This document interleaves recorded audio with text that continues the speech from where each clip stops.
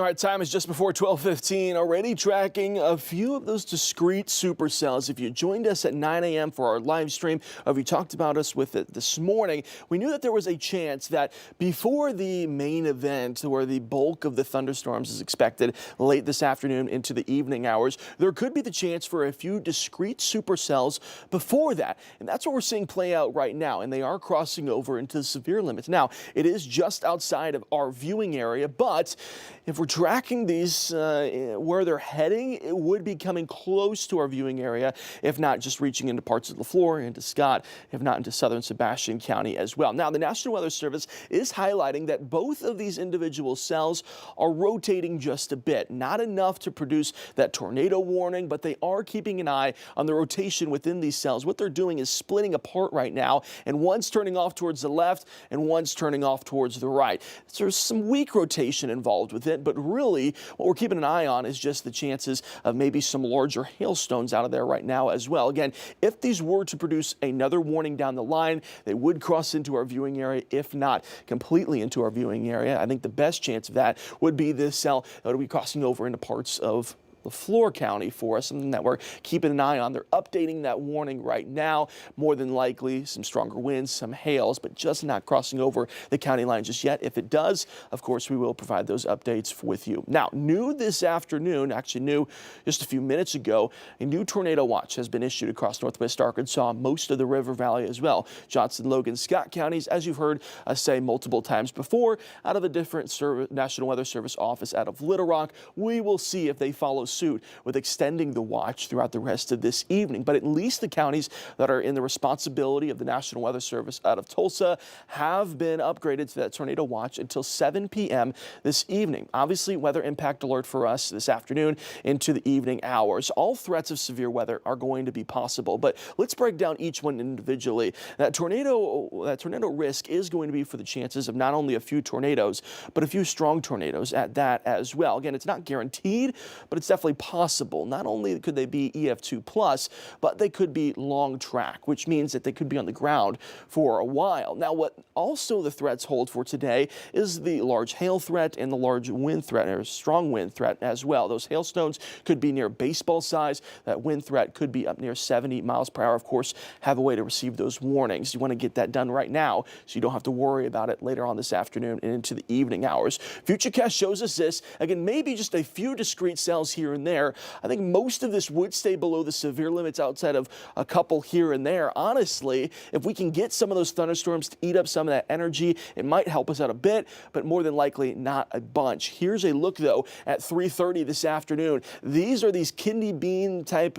shaped discrete cells that we're talking about that have the best chance of rotating and the best chance of producing some of those damaging hailstones as well. And the fact that our models are picking up this is a potential leads me to believe that we could have some strong to severe thunderstorms as soon as, let's say, 3 p.m. this afternoon. Again, these will have the greatest potential of being rotating and also producing some hailstones, but it would be very scattered in nature. By the time we get later on this evening, here's a look at 7 p.m. This would be the more put together part of the system, where you would see damaging winds, where you would see the chances for some rotation, where you would see the chances for some large damaging hail as well. That threat is going to continue through the late evening hours tonight. We're not talking about that threat being done until maybe, let's say, 10 o'clock. At least that leading edge would be outside of our viewing area, but then we'd still deal with some heavy rainfall. Of course, that flooding risk, while it's low, it's not zero for us today. We do have that flood watch out across most of northwest Arkansas,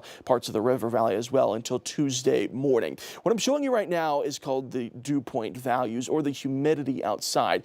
You can feel it out there. It's breezy out there, but also it's muggy out there. Dew point values this afternoon already into those low 70s across the area, if not into the mid 70s. That is a lot of energy built up for those storms to feed off of and fuel those storms, not only this afternoon, but going into the evening hours as well. So what are the changes that happened since the overnight hours? Well, now we're upgraded to all of us in northwest Arkansas and most of the River Valley into that level 4 out of 5 risk for severe weather the rest of the day today. What that means for you is this is a look at the tornado risk that we have. Everything shaded in red there is that 15% chance that we do have a few a few tornadoes here and there. Those black lines, though, mean, of course, that they could be on the larger side and they could be on the ground for a while, long track tornadoes. That's what those black lines, that hatched zone means over top of the chances that we have for today. But it's not just the tornado risk, it's the hail risk and the wind risk as well, both listed underneath that high category. But those black lines individually mean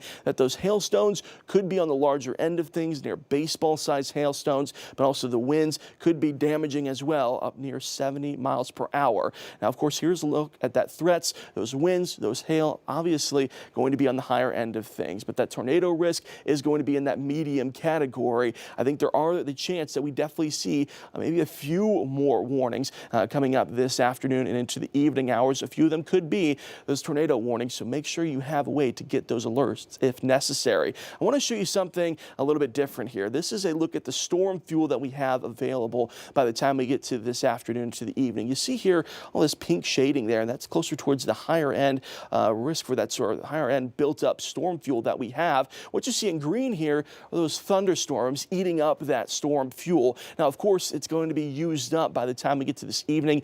There's just going to be a lot available. Of course, that flood watch continues out until Tuesday morning for most of northwest Arkansas and the River Valley. Northwest Arkansas, the rest of the day today looks like this.